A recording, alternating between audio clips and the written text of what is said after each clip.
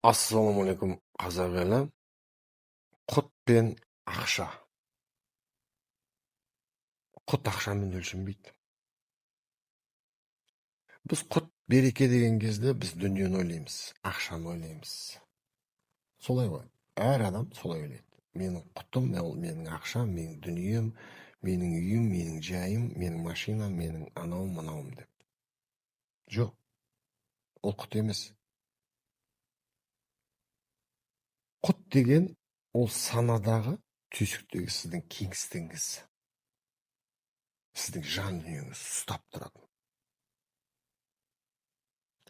Адамның түйсігі толып қалған кезде, о жерде кеңістік жоқ, о жерде құт жоқ. Адамның түйсігі тазаланған кезде одан ой кетеді.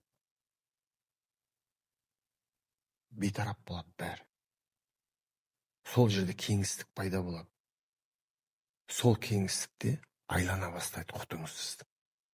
Ақша да келеді, дүние де келеді, отношение де келеді, денсаулық та келеді. Бәрі сол жерде тұрады. 95% сіздің организміңізді, сіздің санаңызды, сіздің қан айналымыңызды, сіздің жүрегіңіздің соғысын бәрін регулировка жасап тұрған түйсігіңіз. Түйсігіңіз тазаланбай, ештеңе келмейді, ештеңе кетпейді.